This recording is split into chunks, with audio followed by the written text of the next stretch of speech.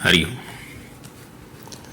ज्ञान गंगा सुनने वाले सभी पुण्यात्माओं को मेरा स्वागत है। आज के सत्संग का विषय है यज्ञ। यज्ञ एक ऐसी क्रिया है जो मनुष्य को इस जीवन में और इस जीवन के बाद भी बहुत सी सुविधाएं देती है, बहुत पुण्य देती है और इस पुण्य का उपयोग वे अगले जन्म में कर सकते हैं। इस पुण्य से वे स्वर्ग जा सकते हैं, एक अच्छे जन्म में भी वापस आ सकते हैं। तो यज्ञ जो है एक तरह की क्रिया है। ये क्रिया हम यहाँ करते हैं लेकिन इसका फल कहीं और मिलता है। यूँ समझिए कि जैसे हमें अगर अमेरिका जाना है तो हम यहाँ से रुपये डॉलर में कन्वर्ट करते हैं, फिर वो डॉलर अमेरिका में काम आते हैं। कुछ इसी तरह की बात यज्ञ के साथ है। यज्ञ में हम द्रव्य डालते हैं, हवन करते हैं,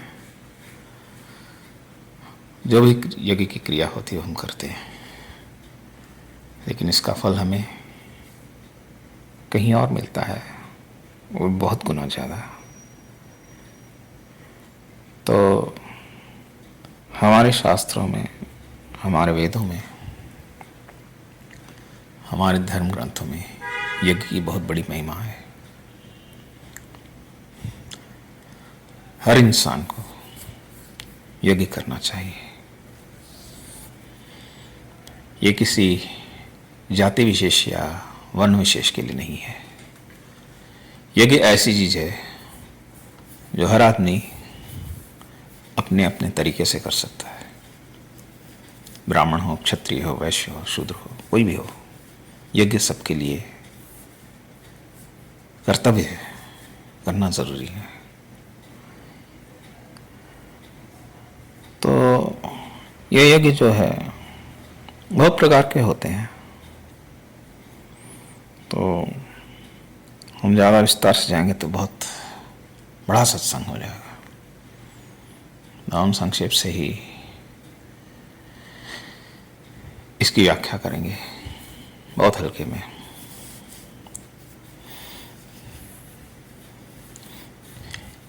एक होता है मानसिक यज्ञ, एक होता है शारीरिक यज्ञ और एक होता है बौद्धिक यज्ञ।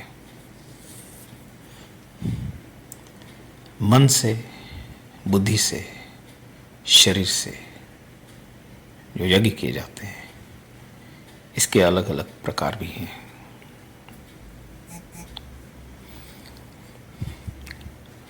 जो यज्ञ शरीर से किया जाता है उसे द्रव्य यज्ञ कहते हैं। जो यज्ञ मन से किया जाता है उसे मानसिक यज्ञ कहते हैं, और जो यज्ञ बुद्धि से किया जाता है उसे ज्ञान यज्ञ कहते हैं। आप लोगों ने हमेशा सुना होगा अश्वमेध यज्ञ, वाजपेयी यज्ञ, वरुण यज्ञ, पुत्र कामेष्टि यज्ञ, बहुत तरह के यज्ञ लोगों ने किए हैं पहले। हमारे शास्त्रों में, हमारे इतिहास में, रामायण में, महाभारत में, सब जगह इसका विस्तार है। अलग अलग युग में अलग अलग तरीके से यज्ञ होते थे। तो इस यज्ञ में जो होता है, एक इष्ट होता है। उस इष्ट को प्रसन्न करने के लिए हम यज्ञ करते हैं। जब इष्ट प्रसन्न होता है तो हमारी मनोकामना पूरी होती है। तो हर इष्ट का अलग अलग तरीका है, अलग विधि है। आपकी कामना के हिसाब से आप अलग अलग यज्ञ कर सकते हैं।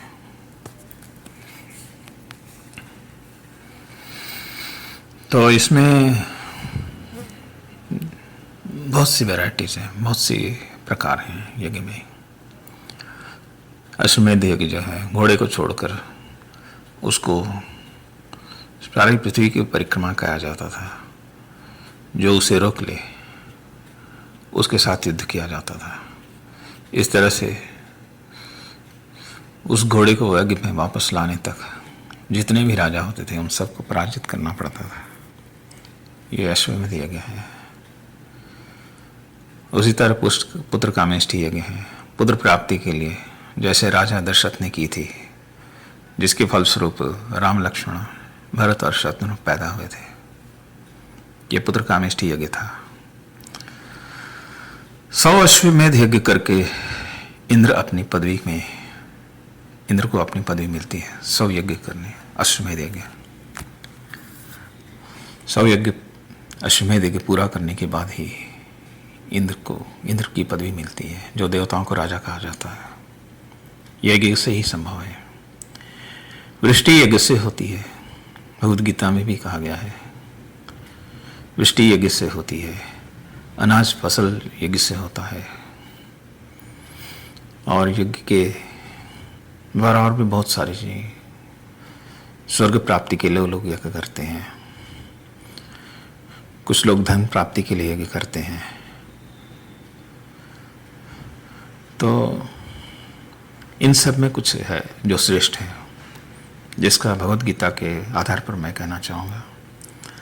द्रव्य यज्ञास तपो यज्ञ ज्ञान यज्ञास तथा परे।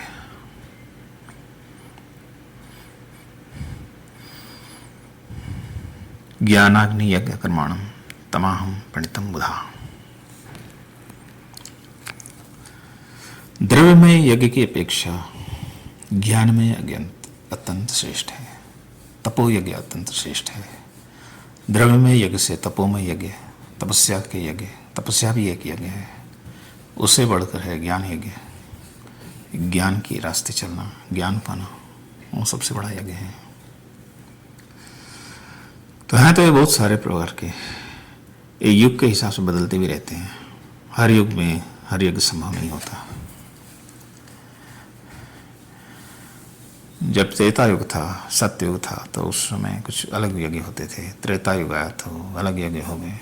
द्वापर युग आया तो अलग यज्ञ हो गए।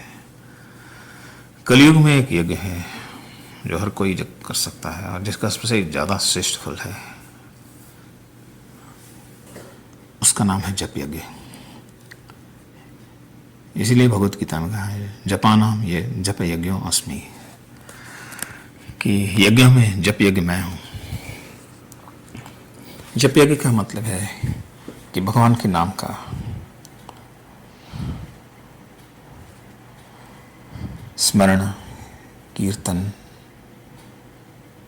और जप।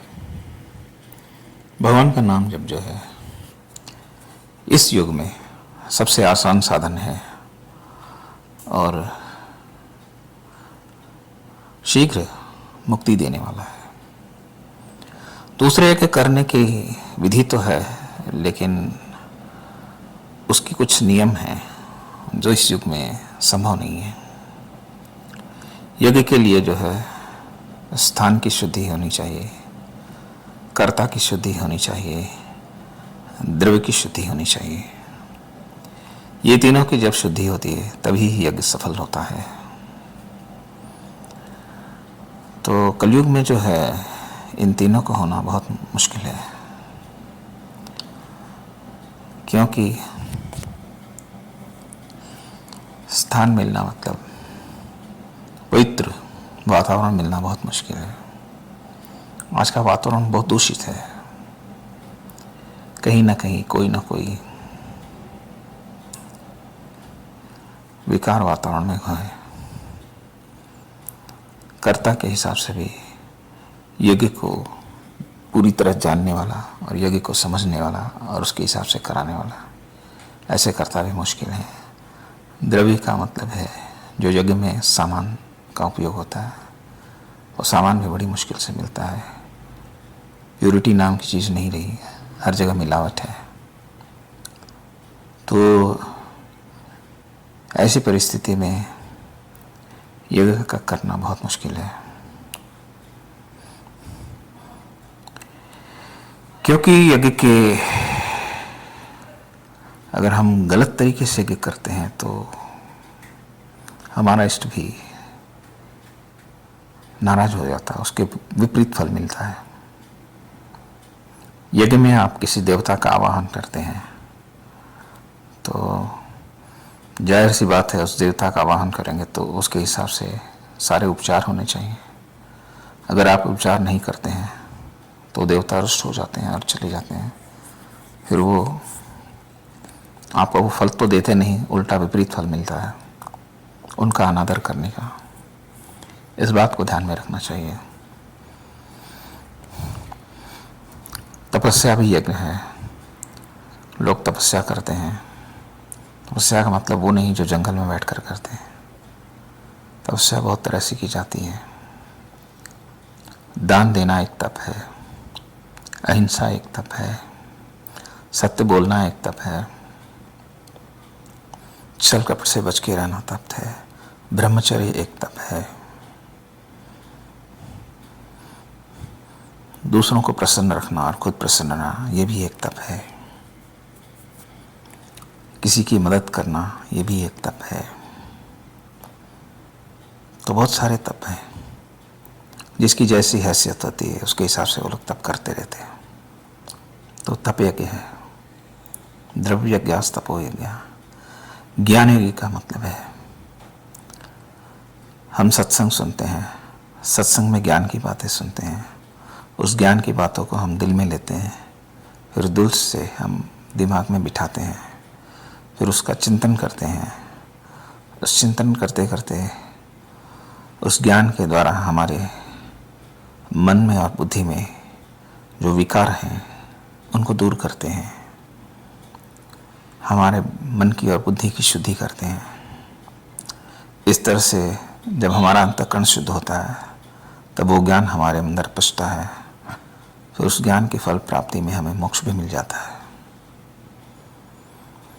तो वो ज्ञान यज्ञ है। सत्संग सुनना, सत्संग की बातें मन में उतारना, सत्संग के विचारों में घूमना, चिंतन करना, इस तरह की चीज़ें हैं ज्ञान यज्ञ है। जप यज्ञ में जैसे कहा है मैंने आपने कि भगवान का नाम का जप करना, भगवान के नाम में डूबे रहना, भगवान की लीलाओं का वर्णन सुनना या करना। कहीं कथा हो रही है तो जाकर बैठें, थोड़ी देर कीर्तन करें। इस तरह की जो होती है ये जप यज्ञ है। तो इस तरह की जो बातें होती हैं ये यज्ञ के अंदर में आती है। तो जिसको जैसी हैसियत होती है, जिसकी जैसी सुविधा होती है, उसके हिसाब से वो यज्ञ कर सकता है और इस जीवन में और अगले जन्म में भी सुख और शांति पा सकता है। अगर वो ज्ञान में आगे बढ़ गया तो उसकी मुक्ति भी निश्चित है, सद्गति हो जाएगी। तो यही कुछ था जो मैं आप लोगों को सुनाना चाहता था आज के सत्संग में। उम्मीद है आपको सत्संग पसंद आया होगा। फिर कभी मिलता हूँ किसी और सत्संग में। तब तक के लिए हरि ओम।